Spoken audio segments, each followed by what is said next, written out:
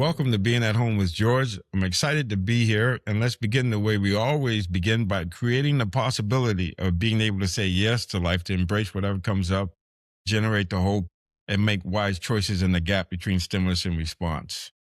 So last week we talked about 10,000 joys and 10,000 sorrows, and how it's important to be able to embrace them, allow them to be there, and then allow them to flow through. So we don't grasp the joy and we don't push away the sorrows. We treat them equally with care and attention.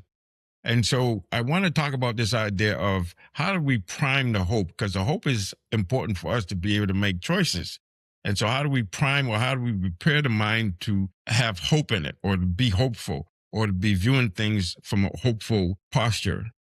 And so I know my own experience, there's a couple of ways to do that. One way is what is called mastery experiences. And so each time I generate hope, and each time I am presented with a difficulty, let's just say discomfort, because we talk about this idea of getting comfortable being uncomfortable. So each time I get comfortable being uncomfortable, I feel uncomfortable and do it anyway, it generates energizing enthusiasm, actually. It actually generates this ability to do it again and to get to a mindset what we call strong self-efficacy belief, where we get to the point where it doesn't matter what happens to us. We know we always can choose. Yes, we can always choose to have an attitude of gratitude. We can always have the growth mindset that will ask the question, what's the lesson?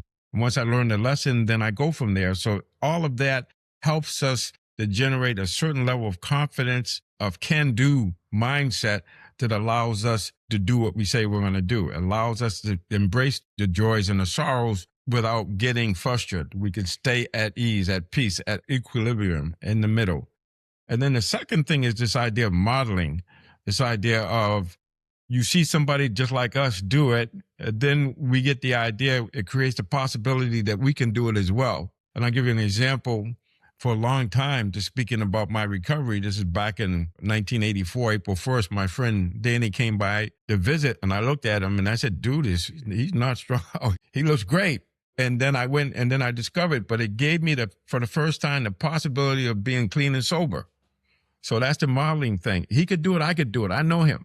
And so this idea of when we see athletes or we see people we admire, there's something about that gives us hope. Oh, they went beyond what we thought was possible. Maybe we can do the same thing. So when we talk about this every week, and I want to use the frame of getting comfortable being uncomfortable, the more we get comfortable being uncomfortable, it becomes comfortable. It becomes automatic, because we know, regardless of anything else, it's going to be great.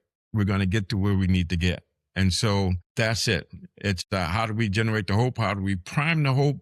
By each time we overcome an obstacle, it gets easier and we have more confidence that we can do it again. And if we look at others and catch other people doing something right, we realize that just like if they can do it, we can do it.